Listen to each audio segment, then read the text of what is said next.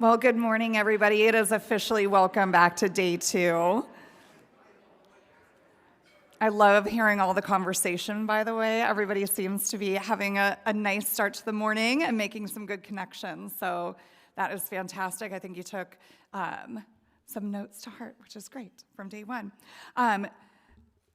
Just a quick housekeeping. The poll is now closed, but the voting is now open. So make sure this morning that you take a moment to open the app and vote on the options for the unconference breakout that is happening this afternoon. So make sure you go in and do that as soon as possible so that you can help guide those discussions. Yesterday was a day we really wanted to focus on state leadership and collaboration. Today we're going to be kicking it off with more and expanding the conversation to include federal perspectives. So to kick us off, please join me in welcoming Senior Vice President of Programs, Justin Baer, who will lead us in the first session of today.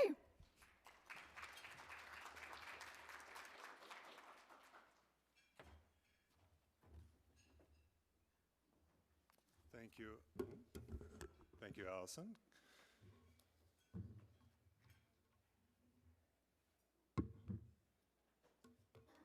Well, good morning, everybody. Good morning. Great to be here to kick off the second day of the annual conference. I want to start, we're going to talk a lot today about a variety of different subjects, and in a few moments I'll invite the panel up to talk about federal evidence building and kind of a new context.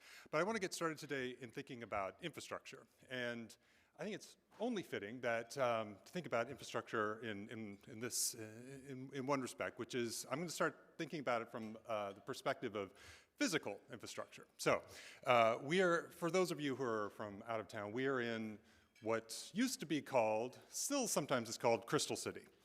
So Crystal City is a product of the 1960s, about 60 or so years ago. It was not in kind of a planned community in the sense of like a development and like a long-term plan for what the neighborhood would look like.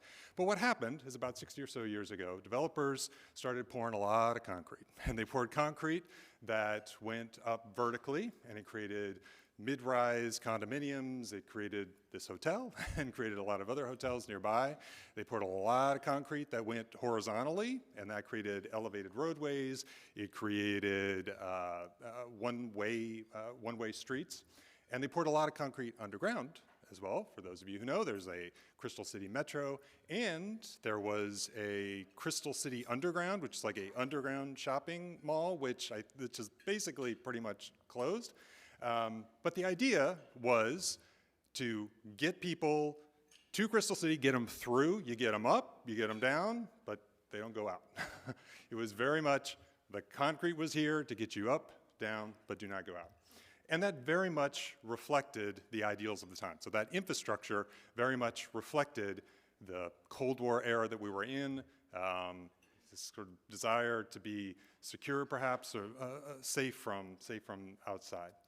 Today, and really not just today, but over the past 20 years, the language around Crystal City and the physical structure, the infrastructure has really changed. So the language that's used to describe Crystal City today, it talks about it in terms of human scale, it talks about it in terms of sense of place, walkability. You see parks, you see pedestrian walkways around here, and you see kind of this mix of these concrete monoliths.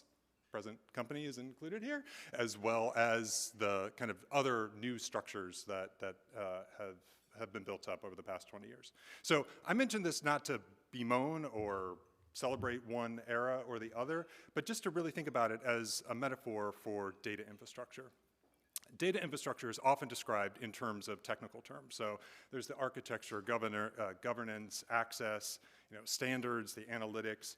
But beneath that structure, beneath that infrastructure are ideas about who data is for, what kinds of questions matter, how quickly questions can be answered, who has access, what kind of risks are acceptable, and what kind of value is derived from providing access to data. Those are some of the underlying ideals. So in other words, infrastructure is not just about infrastructure, it is about an expression of underlying ideals. So as we go forward today, It's true of cities, and it's also true of data systems. And so today, as you're going to the different sessions, you will hear sessions about capacity building. So capacity building to use linked administrative data. So that's really a conversation about whether evidence generation is something done by a small set of experts, or does it become a broader institutional capability. You'll hear about architecture, governance, sustained use. That's really a conversation about what makes data systems durable, what makes them trusted and worth investing in over time. You'll hear about partnerships and relationship building because, and we heard this yesterday, no meaningful data structure can really exist without trust, and trust is social before it's technical. And of course, you're going to hear about AI, which raises questions not just about capability, but also really questions about judgment, incentives, and responsibility. So what strikes me is that we're living through a time in which these ideals about data infrastructure are in a period of transformation. For a long time, I think public sector data infrastructure was really focused around storage, compliance, and reporting. The underlying ethos was to collect the data, protect, and report the data. Increasingly, right, that's not enough. Today, we're asking our data infrastructure to do more because some of those ideals have changed. We're asking data to support collaboration across agencies, across states, across sectors, and we're asking data to enable secure access for a variety of different users. We're asking data to support faster learning cycles, to help us make stronger decision making, and to be more adaptive, to help enable more adaptive forms of evidence building. You'll hear a little bit more about that in just a few minutes from the panel. And that means we should pause, I think, to ask a larger question, which is, what are the values that are embedded in the systems that we're building today? What are some of the systems actually designed to make possible? Who are they designed to serve? What kinds of discussions do they help people make, and how quickly? And how do they make it easier? How do they make it harder? How do these systems make things easier or harder? So my hope today is that as you're going to the different sessions, as you're engaging with one another, whether it's at your table right now or through a session and engaging with presenters, is that you're thinking about those underlying ideals that are tacit and maybe never overtly expressed, but maybe motivating the way that we're going about doing business now with building data systems, building data infrastructure, and also think ahead to how durable those ideals are. Because we want to build a system that is for today, but also we hope we look ahead to tomorrow to build a data infrastructure that is empowering users, that is safe and secure, and that is available for all to use. So that's the opportunity in front of us, and I look forward to exploring that with all of you. Okay, so now I'm going to transition and bring up my panelists, Susan, Shawn, and Bethanne.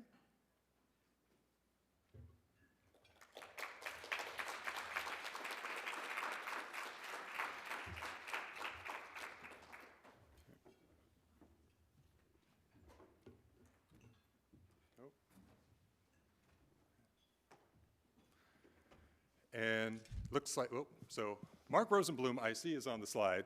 Mark Rosenblum, unfortunately, is not here. He wanted to be here, but as part of the partial DHS shutdown, he is unable to be here. But we have three terrific panelists, Bethanne, Shawn, and Susan. Let me say a little more about, evidence building and administrative data, just to frame the conversation today. So I want to start, let me start this way. So I've been working in federal evidence building evaluation for almost 25 years at various different organizations, research organizations, including Coleridge. And last year, we saw an upending of the federal evaluation and statistical system that was unprecedented. We heard about some of that. There was discussion about that yesterday in the context of the federal statistical system yesterday. So it's led me to, as somebody who's been a part of this ecosystem, to try to take stock of the approach to evidence building that I had been a part of over the past quarter century, and to think about how it was practiced, and to try to be honest in an appraisal of its strengths and some of its weaknesses. Because I think in order to move forward, we need to be transparent around what some of the limitations of traditional evidence building are. So I think, and it's no secret to those of us who were supporting federal agencies, whether you're a government contractor, or I will say, I think on the federal side, that there were challenges in terms of the way, kind of the traditional approach for federal evidence building. Timelines were long, the costs were high, and the connection between the evidence produced and actual change to a policy, a program, or operations was sometimes weak. And again, I think this is something that at least we knew on those on the kind of contractor researcher side, and I'm quite confident, I think, on the federal side was known as well. This doesn't mean that the work lacked value. Rigorous evaluation still matters, and it should, but it does mean that we need to be honest about the limits of the traditional model. Too often, evidence building was really a retrospective exercise rather than a practical tool for informing learning and decision making. Right? By the time a study was finished, you know, a 5-year RCT, the policy environment may have shifted, program operations have changed, and the moment that the findings could have been used is gone. So that's what motivates the idea of Agile evidence building. At its core, what Agile evidence building is about is being faster, more iterative, and really trying to be more tightly connected, or to make a tighter connection between policy and operational decisions in terms of tying evidence and the practice of evidence building to those. It's about shortening the distance between a question and a useful answer. And it's about creating feedback loops that help agencies learn and adapt that are much closer to real time. It's still about being thoughtful about the question that's being asked, but it's really focusing on what is the fit between the design and the method that would be used to answer this question. What's the best fit? It does not mean that, you know, we're abandoning rigor. It doesn't mean that every important question can be answered quickly. But it does mean that we should think hard about, before we, you know, embark on, say, large-scale primary data collection or kind of new data collection endeavors that may be timely and costly. So for today, we'll be talking about Agile evidence building applied to administrative data. And so I guess the last thing I'll say in kind of setting this up is, by administrative data, yes, I'm referring to state longitudinal data systems in terms of, you know, K-12 post-secondary workforce, but I'm also talking about a broader conception of administrative data, or a broader definition. So I mean the records that are created as part of the normal operations of a government agency. So that could mean things like eligibility records, enrollment files, claims data, wage records, case management reports, permitting and compliance data. So these operational data that are produced by agencies that have not yet been leveraged to ask that may have not been fully yet leveraged to answer evaluation questions. So I think what makes these important, right, is that they exist already and they have the potential to answer some questions at a lower cost and with higher speed than some of the more traditional methods. At the same time, we need to be conscious and we need to think about what the benefits are, what some of the limitations are, where might these administrative data systems be most applicable, and where might there be some limitations. So that's what we're going to talk about today. So I'm joined by 3 panelists.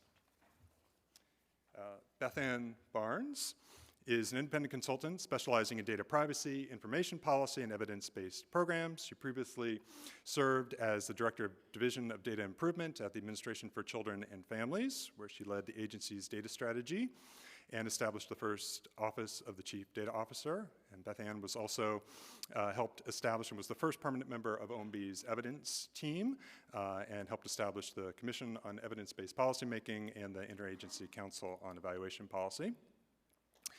So, yes, that warrants a round of applause, yes. Yes. Susan Jenkins is the former evaluation officer at HHS. Susan is an evaluator and senior advisor with deep expertise in understanding what makes programs and policies effective, under what conditions and for whom. She advises a range of organizations, and she's also taught program monitoring and evaluation at American University for the past 15 years.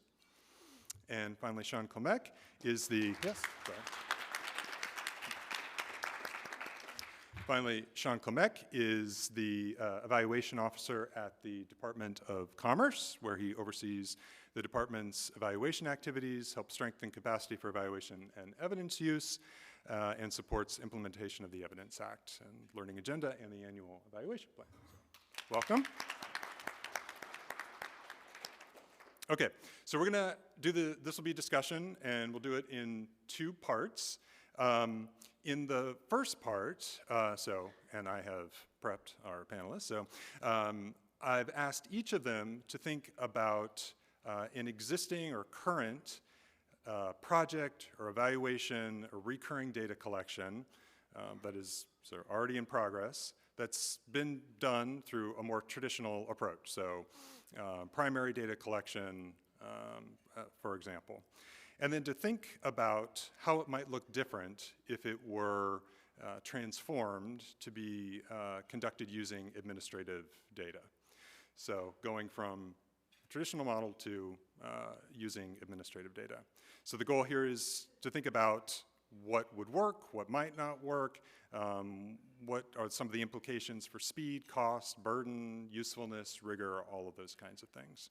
And then in the second part, we'll kind of take a step back from those examples and think more broadly about some of the key issues that arise with the use of administrative data, particularly privacy, governance, and researcher access. So, Bethanne, we'll start with you.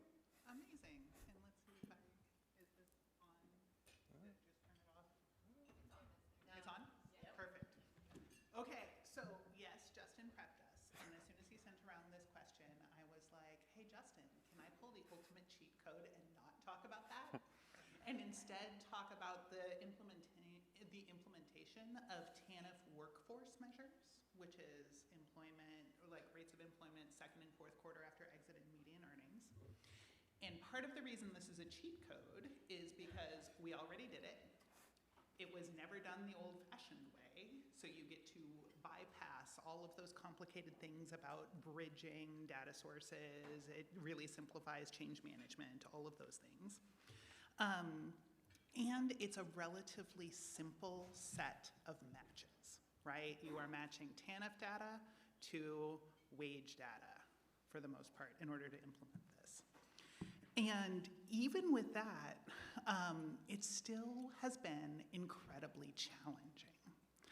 I want to start with acknowledging that this set of measures would not have been possible under traditional data collection methods.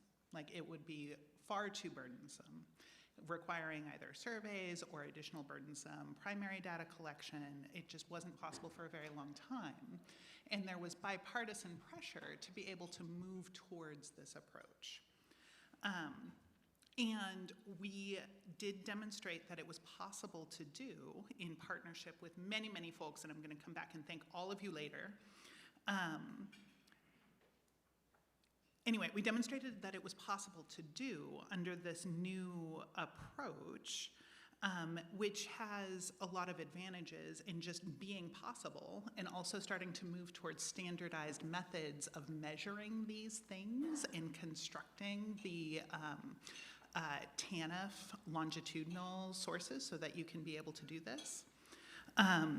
It also has some disadvantages that are pretty apparent, especially for this population, because you have missing people.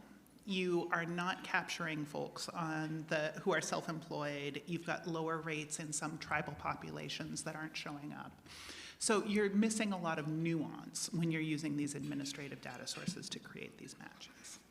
But it is possible to do. So I wanted to talk just a little bit about the challenges that we encountered and the approach that we did this so that you can learn from us as you're moving towards making better advantage of administrative data going forward.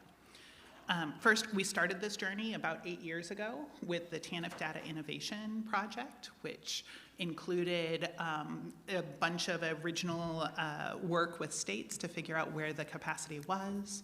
We partnered and piloted with 8 different states and ADRF and MDRC and Chapin Hall to work through what were all of the data challenges and structural issues we were going to need to put in place. What was the computing capacity? What was the technical assistance? What were the skills? Like all of those things. We did all of the piloting to try to figure out what we needed. And we still underestimated a number of things when we moved to implementation after we got the law changed, right? So first, we really underestimated how difficult it was going to be to establish and maintain stable, appropriate computing environments, to be able to conduct the matches, to be able to do the analysis, to do all of those things. And that is not something that's a failure of technology. It's something that is just subject to the whims and vagaries of broader organizational policy as it's implemented over time. We also significantly underestimated the amount of program management and governance, capacity, and resources that were going to be needed. This was a new thing. We knew that we were going to need more capacity, and we hired people. We hired multiple people to work on this full time, and it still was not enough for them to be working reasonable hours to be able to move this through the system. Those folks have been working on average 60 or 70-hour weeks since about the beginning of the pandemic. They are tired. They are very tired. And that it's really a testament to their dedication that we've been able to keep that moving. We also really underestimated the general fragility of these kinds of efforts in a changing macro level environment.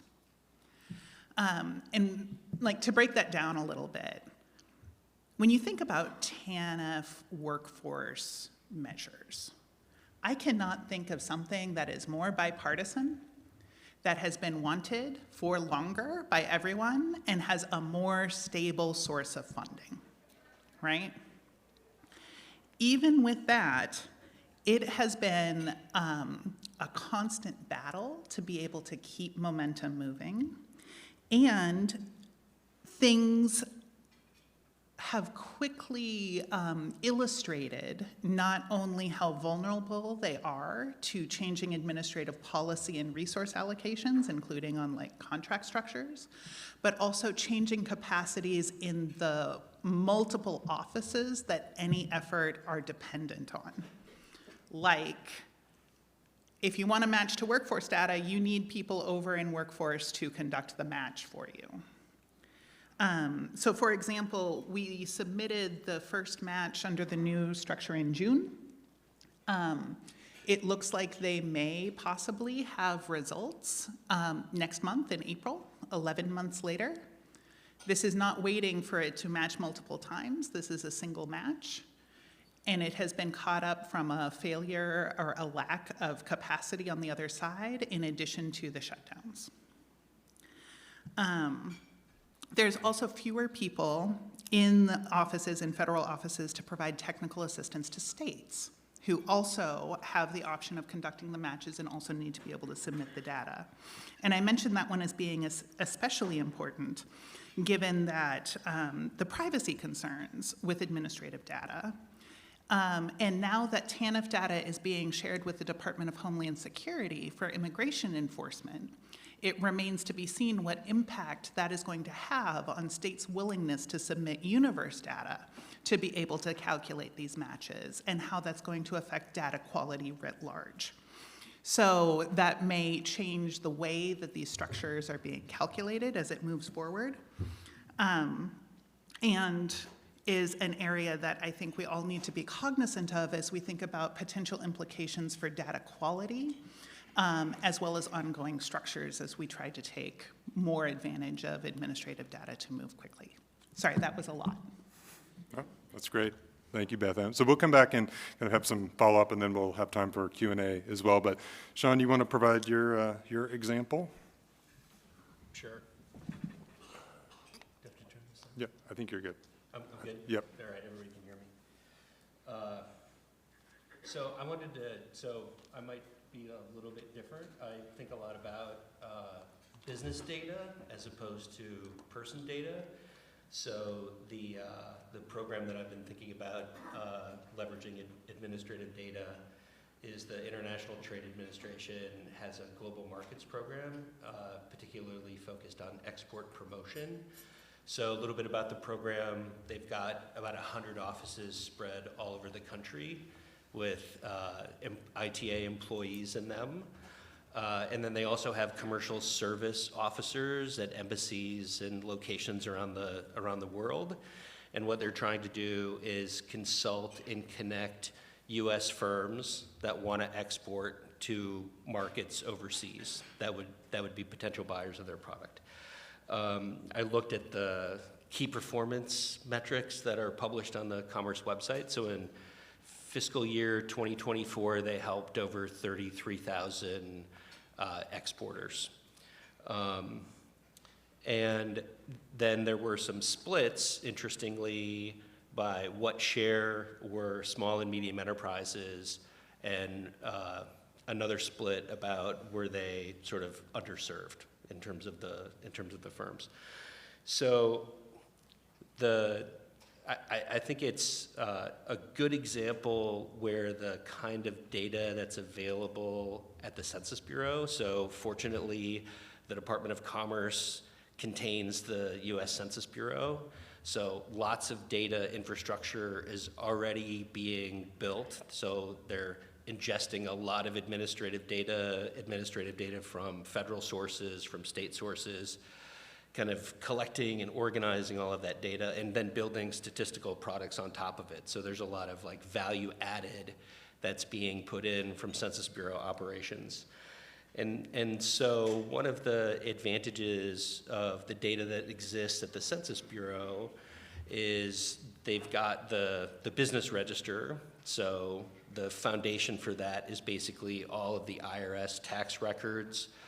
So every business that has payroll, that pays payroll taxes, those records are coming from the IRS on a flow basis and being put into the business register, which is the frame for all of the surveys that they do, the economic census, their annual surveys, et cetera. In addition to that, they also get every single kind of export and import transaction, right? So they're publishing monthly statistics on trade, particularly trade in goods. So there's a lot of data infrastructure that can be taken advantage of in terms of this program. So that's kind of the program and some of the data. So I think the strengths are you've basically got program data on these, say, 33,000 businesses that we're helping. But then the Census Bureau knows a lot about those businesses, but about everyone else in the economy as well that we're not necessarily helping. So I think it's a natural place to be able to look for control firms with which to compare the businesses that we're helping. In terms of the kinds of measures that we want to be able to construct from the data, we're able to construct an export measure, a job creation measure. Those are all sort of embedded in statistical products that the Census Bureau is producing, whether it be the business dynamic statistics or some of the experimental products coming out of that program. Then I think the other thing I wanted to talk about was what are all of the characteristics that we're going to be able to measure. So the main thing I would think about there is when the department's like helping a business, we can match it to the infrastructure that's at the Census Bureau, and then we can learn a lot about the history of that business, right? So if we're thinking about kind of a real-time measure, what can we learn? So can we kind of help that business, it becomes a customer, and then link it to this administrative infrastructure? Then we can learn about like, well, what are the industries that our customers are coming from? What is the geography? Kind of what's the age distribution of all the firms that we're helping? What's the size distribution of the firms? All that's kind of available in administrative data. What are the limitations? So one of the words in the title of the session is faster. I don't necessarily think that administrative data is always faster. I think that it potentially could be. So the performance metrics on the website are like FY24 for the data that we're collecting as we're conducting the program, right? So we know how many customers we're helping. We ask them something about whether or not they're an SME, small medium enterprise. And we ask them something about whether or not they're underserved, right? So we could get that from administrative data. They're publishing statistics about 24. The latest data on the business dynamic statistics is 2023, right? So there's kind of a long lag in the data in terms of what's coming out in terms of the official statistics. Now, I do think that there's some opportunities for additional administrative data to be used. The data that's coming from imports and exports is transactional. We're publishing that data with like a really like short lag, right? So we're publishing trade statistics for, I'm not entirely sure, but sort of 2026 data, right? So if you wanted to think about whether or not they're exporting, those are the kinds of things you can almost measure in real time. The one thing I'll never kind of fail to mention is the National Directory of New Hires is a data set that exists but isn't available to the Census Bureau. That collects data with a much shorter lag on folks that are being hired at new businesses. And so there are potentially like additional sources of administrative data that could help you get closer to real time. But I would say timeliness is often one of the limitations of using administrative data. And in terms of challenges, since I don't want to talk too long, is just like record linkage, like the quality of the data that the programs are collecting, and then our ability to link it to census data. It seems like we always spend way more of our time doing record linkage than the actual analysis. Yeah. So, Great, thanks, Shawn. Susan? So I'm going to break the rules also. I'm going to talk about 2 examples instead of 1 example. But I also want to bring up a couple of themes that have been brought up. History, as Shawn was talking about, the historical data, and burden, as both speakers were talking about. And I will take a little bit from you, Bethanne. I think the program I'm going to talk about is actually the most bipartisan and the most agreeable program.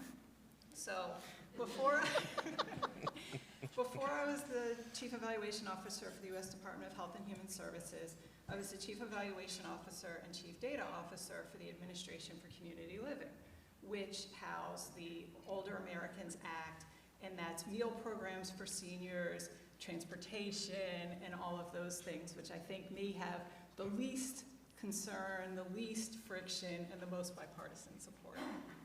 But one of the things that we were doing, so my office oversaw both the administrative data collection from those Older American Act programs, so transportation, chore services, meals, a range of other social services.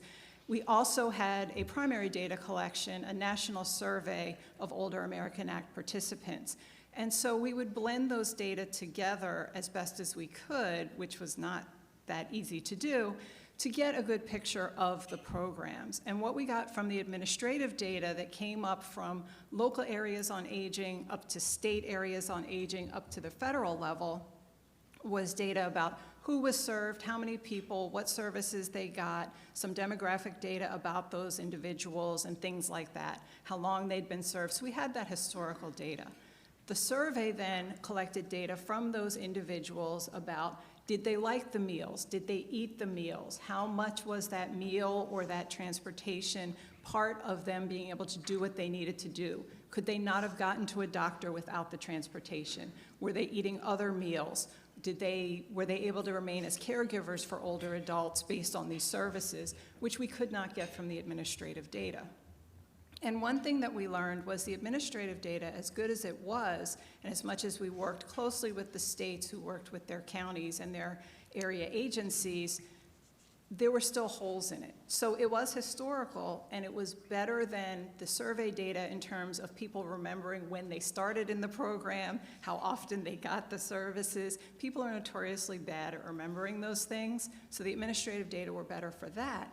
But as Bethanne was saying, we were missing people. The administrative data weren't necessarily kept up. People who had not been in the program for some time were still on our lists, so we'd spend a lot of time cleaning those administrative data to be able to then go out to conduct our survey and to get that type of information.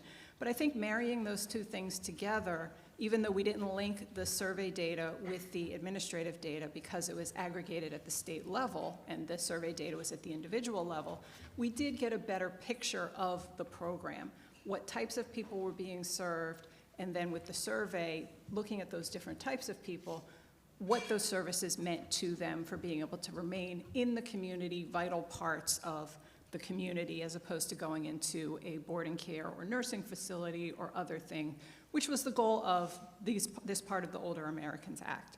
So that was really exciting.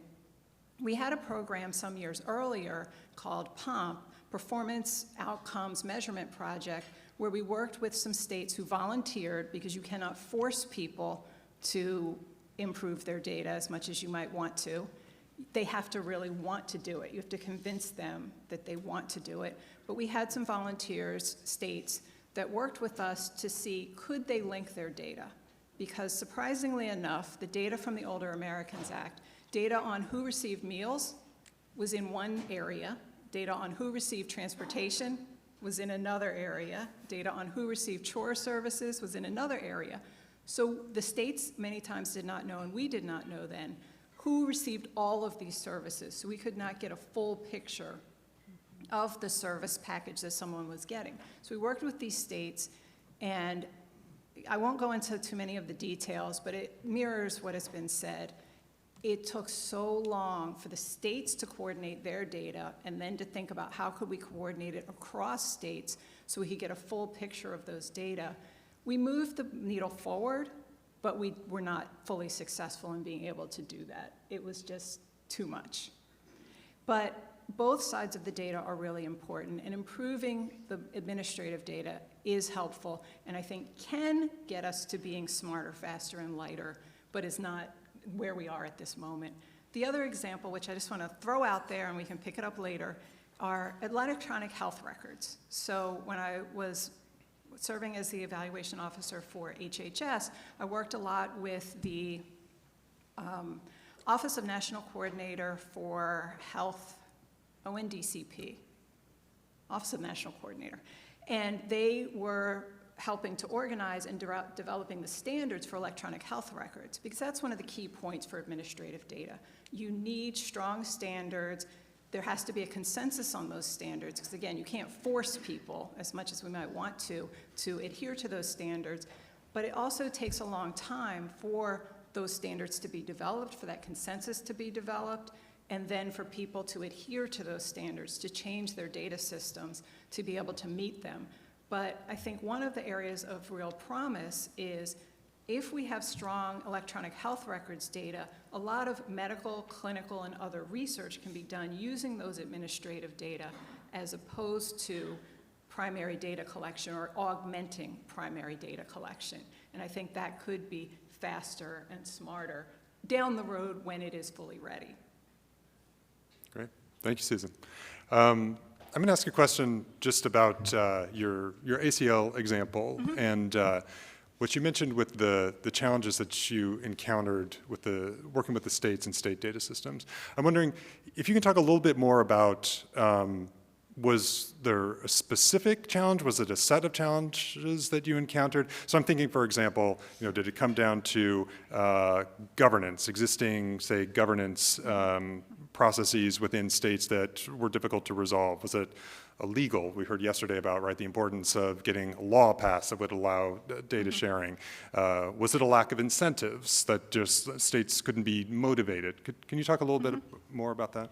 Yeah, so in this case, as I said, we had volunteer states that were going to work with us to do this. So they were a little bit special in the sense, I can't say this is what was the case for all of the states, but In this case, the Older Americans Act services were largely administered through one agency. And it was different agencies in different states, but usually one agency. So a lot of the governance and a lot of the legal issues were not a concern because it was within an agency, programs within an agency. And so that was really helpful. But I think a lot of it was staffing, so not having staff that necessarily understood data science and data governance. They understood programming, and they could collect the data for the administrative purposes, but not necessarily really assess the quality of those data and think about the linkages, think about data protections and privacy and those kinds of things. There also weren't necessarily enough staff, and that goes back to something that Shawn was saying. You need a lot of staff that are the right staff to be able to do this kind of work. And so I think in these cases, this is what a lot of it was. But as we talk to other states who might have participated in this program, there were issues with governance, with data sharing, with understanding HIPAA, for example. Human services are not subject to HIPAA, but as soon as we start talking about HHS, we start talking about the benefits of these services for health writ large, HIPAA comes up, and HIPAA is very misunderstood. And so there were a lot of those types of things that were thrown out. Sometimes because people are risk adverse and governments are risk adverse. We want to be very deliberate and very careful and do the right thing, generally speaking. And so those were some of the issues as well, just a need to explain to people the value of it, how it works, what is legal, what is ethical, and working with that. And it takes a long time to do those things. Great, thank you. And Shawn, a question for you about your example within commerce, with the understanding you are still at commerce. So, but I'm wondering about the ease within commerce for data sharing, say between the office that you were talking about and census. So, like, do you think are the mechanisms in place? Is the governance in place, or what do you see might need to happen for there to be kind of an exchange as you described? Yeah, so that's a really good question. I think that the data, the infrastructure, kind of the agreement infrastructure can be done. Like, so it's possible to share data within the department. It's just not necessarily as easy as it should be. So that is kind of one of the things that I'm trying to figure out so that it's kind of easier to do it. So instead of on a project by project basis doing an agreement, there's some better mechanism to do that. During there was a lot of funding that came to commerce post 2020. Think about the CHIPS Act and some of the broadband programs coming to NTIA. There was like a lot of additional funding that came to census. There was an office set up within the department called the Commerce Implementation Coordination Office, the CIC office. And they basically created a set of agreements that allowed data to flow from like these new programs through their office to the Census Bureau in a way that really kind of facilitated that. And so that's the kind of model that I think we want to kind of replicate, but like across the department, so that the agreements kind of exist and then data can be transferred like kind of on an as needed basis. Yeah. Or, you know, like if a particular program wants to do an evaluation and use census data, there's kind of a mechanism to do that. Huh, interesting. And well, I'm wondering, I guess, Bethanne, that structure that Shawn was describing, is that something you've observed at other agencies or maybe at HHS? Yeah, so the streamlined structure for data sharing, within HHS, we actually did work on establishing a standardized data sharing agreement structure and platform to be able to do that. Also, increasingly within HHS under this administration, they have been moving towards using the need to know exception under the Privacy Act to enable the access to data across the department without necessarily having an agreement in place. So that definitely has some advantages in terms of faster access to data. It also has some disadvantages in terms of potentially governance controls. So thinking through how you do that in ways that are stable and protective and ethical are really important. But absolutely having that infrastructure. And it's both the agreements and the infrastructure in place, because if you agree to share the data, but it can't ever get together, then you run into the same kinds of difficulties. Yeah, and one thing that I saw in working with a number of evaluations that did focus on the health outcomes ultimately of different health and human services programs is the CMS, the Centers for Medicare and Medicaid Services, has a good system in place for requesting their data, so the public can request it, as well as agencies within HHS can request it. And it's two different systems for those things. And some people may shake their heads. It's an arduous system, and the data can be quite expensive for those linkages, but it does work, and it is a tried and true, and maybe that is something to build upon for thinking about making these data linkages, because they do control some of the, particularly for public data requests, information about the individual's records. And so the request goes through ResDAC and then goes to those individuals for those data. And it respects the individuals. There are informed consents and a range of other things.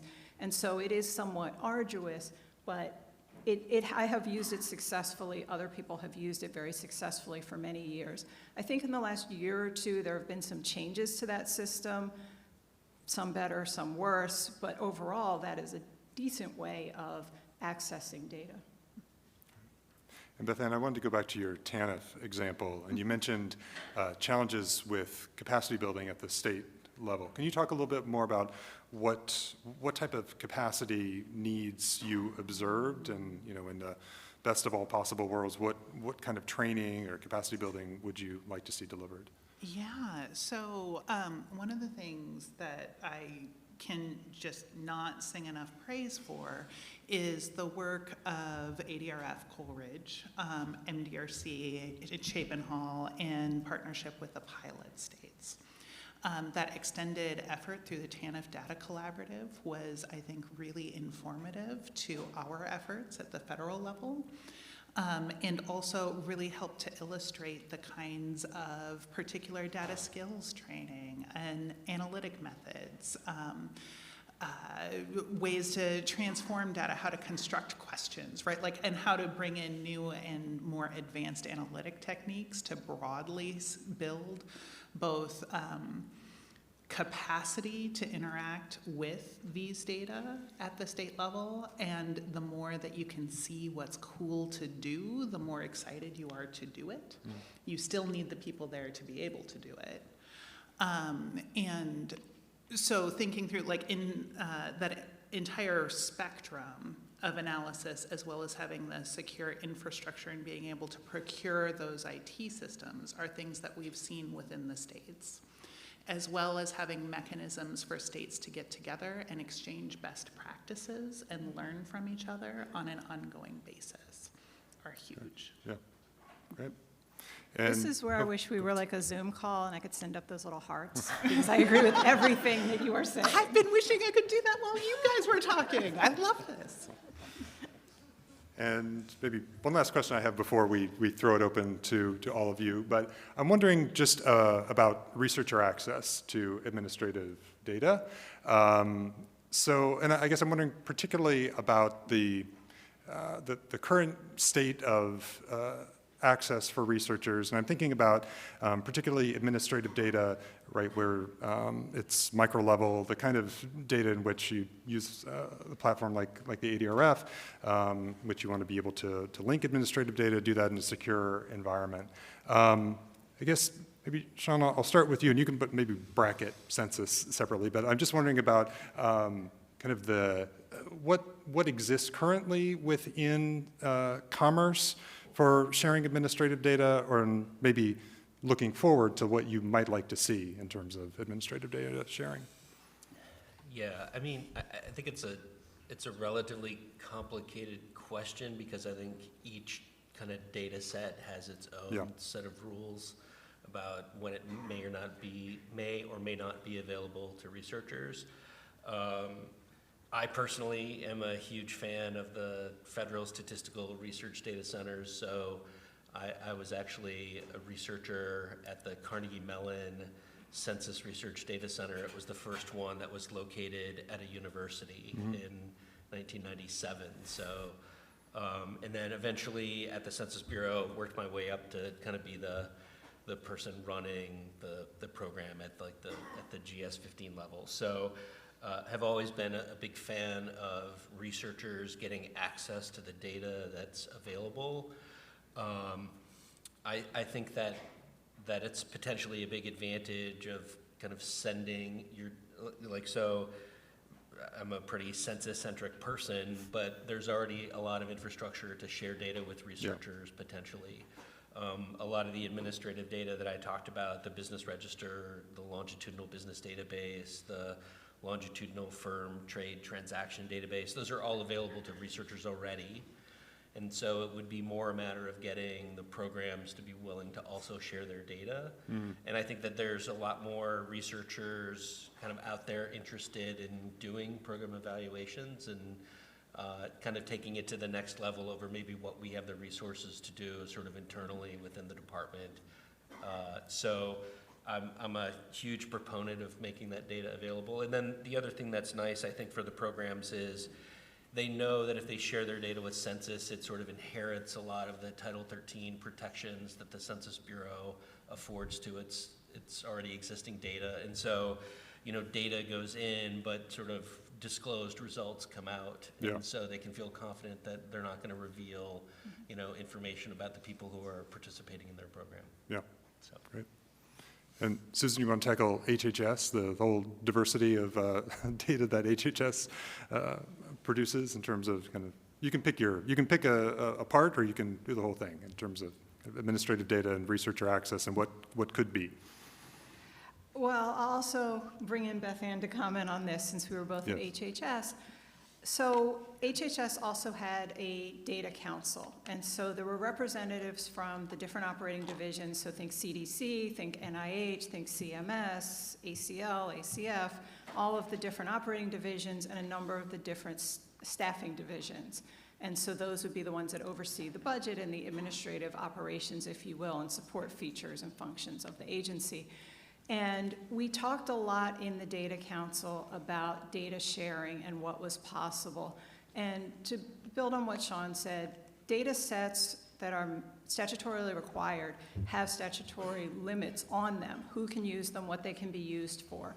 Also, we have informed consent. And so as we tell people what we're going to use the data for, people or organizations, we have to adhere to those things also. So a new use for data that comes up later can't necessarily be shoved into the agreement that someone made with how they want their data to be used. And we do need to respect that from a legal perspective and an ethical perspective. And so there are a lot of different things that go on. But the chief data officer at HHS was working on, and I believe is still working on, developing different areas for the data to live together. So a secure data system or different areas, at least within HHS, to know what data exists and what are the main data that are in those data sets. So sharing the metadata so that within HHS folks can say, oh, okay, I'm working on a project like this. I need to know about this other thing, preventative vaccinations, for example. And so I know CDC has that information.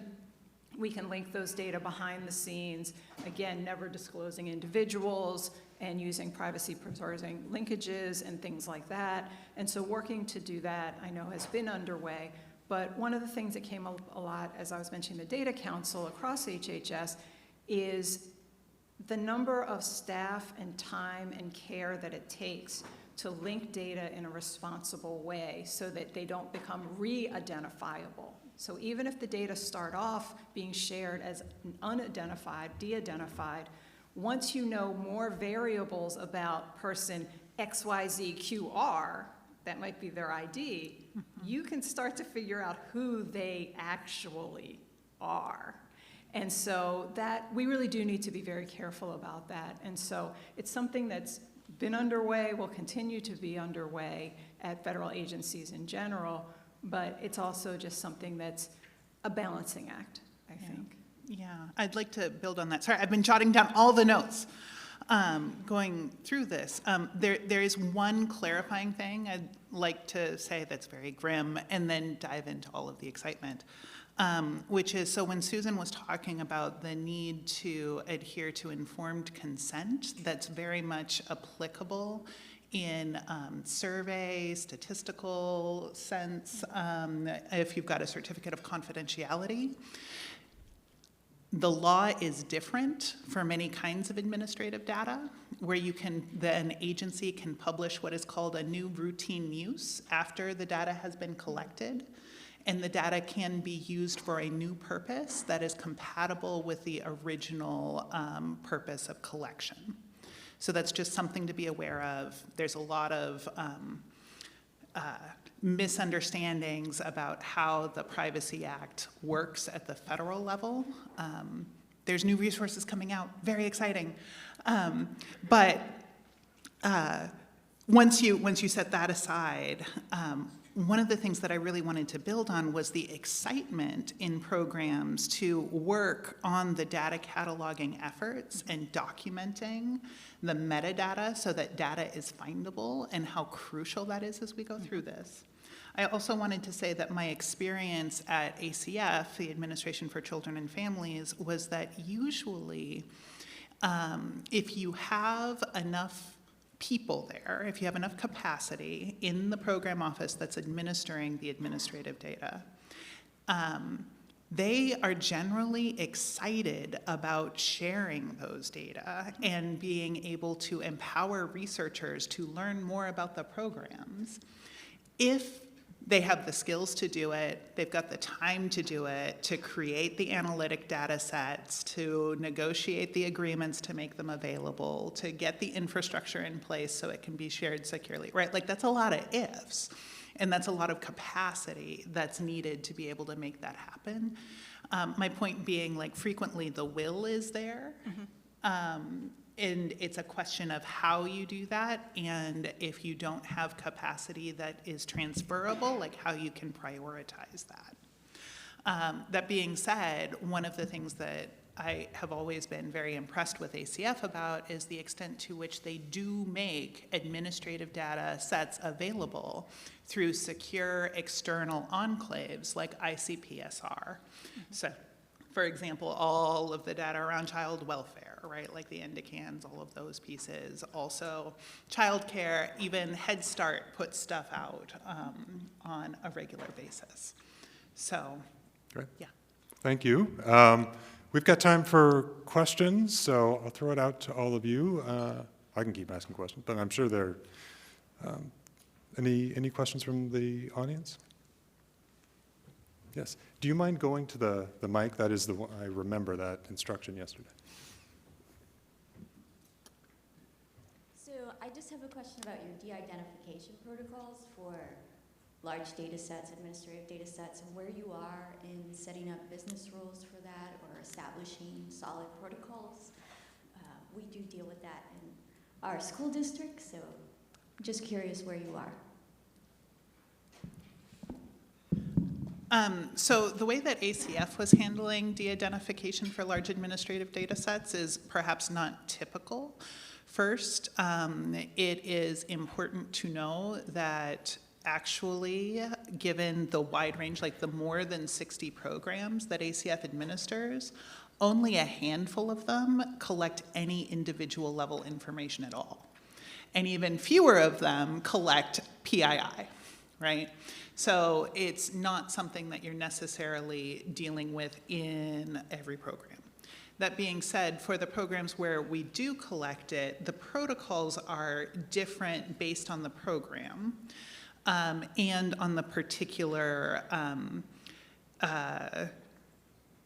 structures, statutory requirements, et cetera, right? Like, so for example, for those who are lucky enough to get to match against the National Directory of New Hires, that's the information is getting seeded in order to for when you get the return data back, right? So you're getting de-identified data back after you submit identified data. And that's going through a salting and seeding process when that happens. The other areas is programs are going through, like they're not actually making individual level data available, so they aren't needing to do something to obscure or I can never say that. They don't need to take the steps to actually perturb the individual level information. But instead, they're looking at areas of what levels of disaggregation can we safely put out.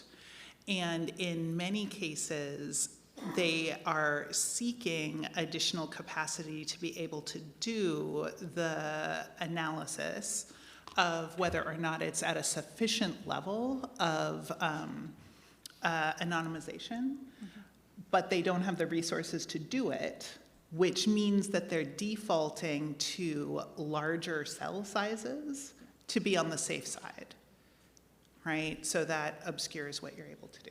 Anyway. Yeah, and I don't really have a lot to add to what Bethanne said. That's my understanding more broadly as well. But there are programs looking at potentially standardizing the methodology for privacy preserving linkages across HHS. So then there would be a common way of doing that, and then data sets, it would be easier to link data sets if different internally, and then potentially make those available externally if there was a standard method for that privacy protection. And at Census, they basically have a process for taking PII, putting a anonymous kind of unique identifier within the Census Bureau called the protected identification key, and then removing all of the PII from the file. So for the most part, there's a select group of people that have access to PII, and then everyone gets access to this anonymized PIC to be able to link records across various data sets at Census. Thank you. Other questions for the panel?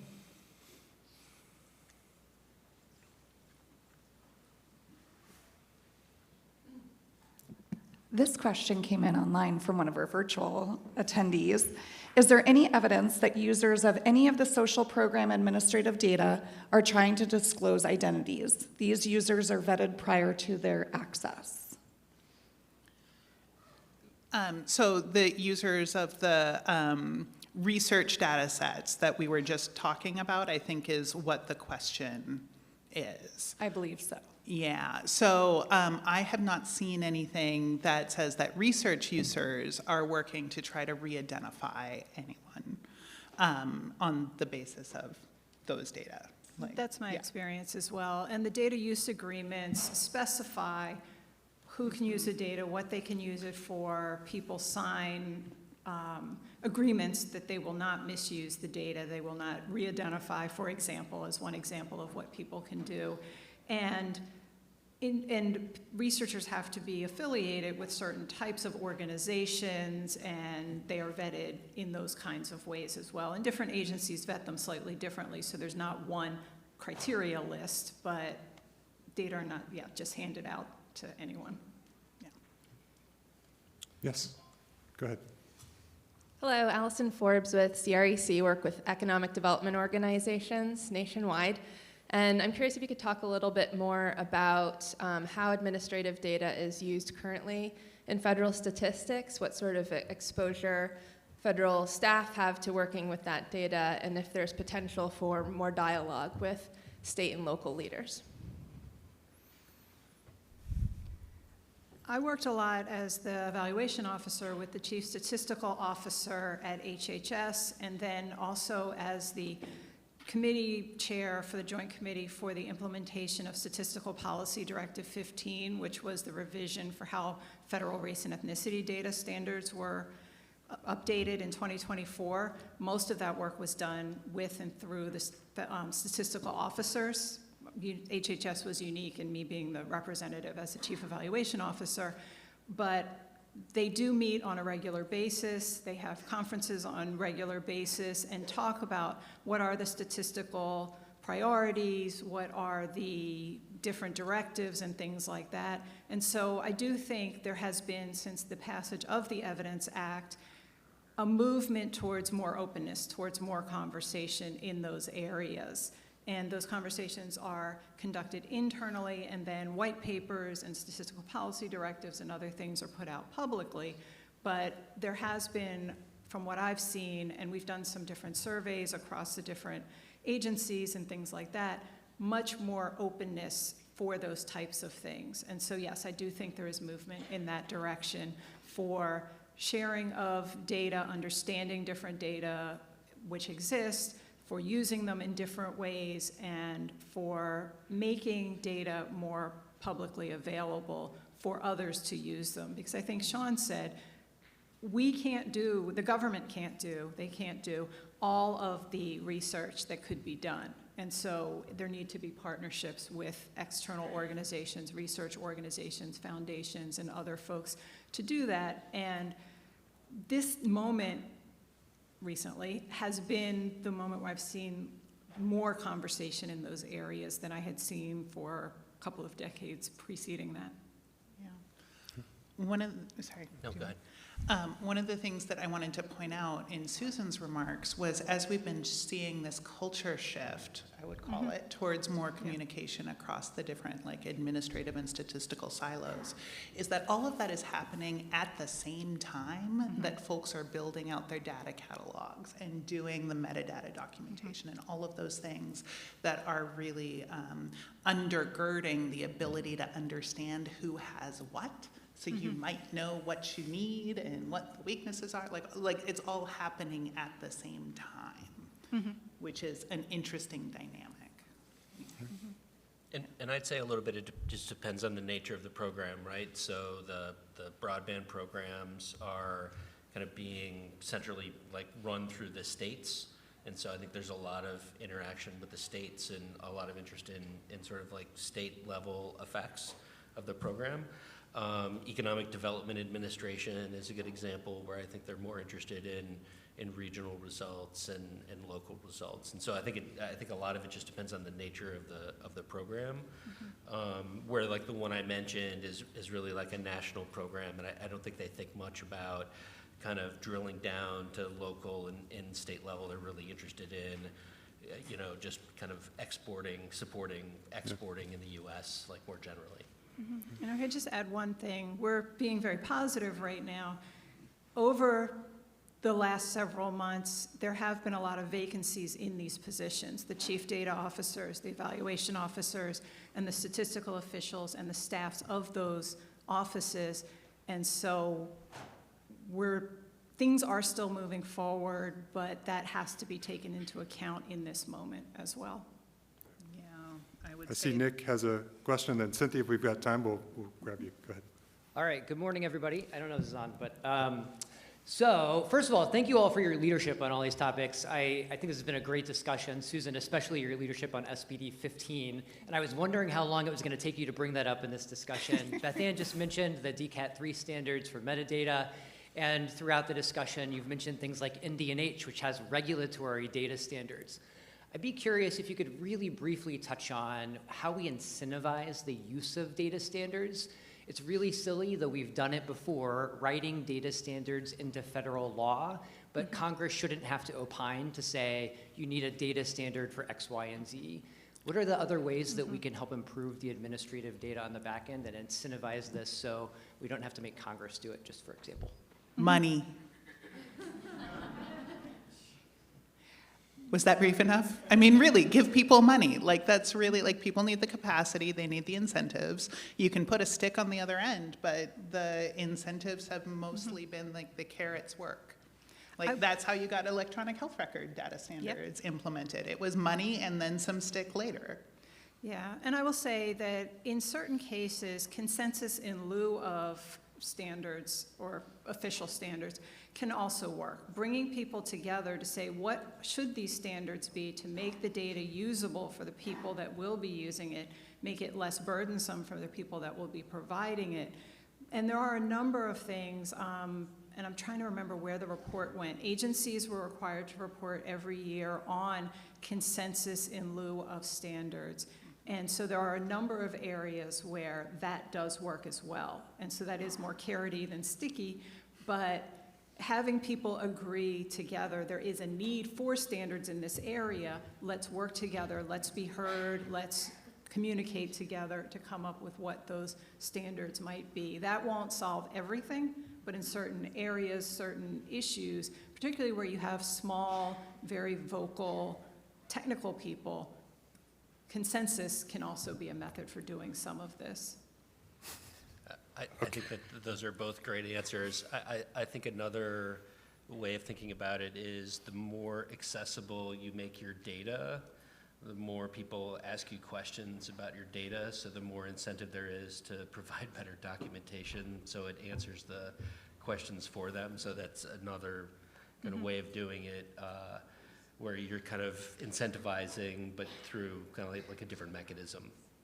So, like, my experience is, you know, the PUMS files that the Census Bureau releases are highly, like, really well documented. And then the internal versions of the same data sets that the researchers access tend to be, you know, the documentation isn't nearly as good. So, you know, the more accessible and public facing you can make the data, I think the better your documentation will be, because it'll actually just save you work in the end. So. All right. Well, I see I'm getting a virtual hook from Allison, and may become literal soon. So let us thank our terrific panelists for the discussion.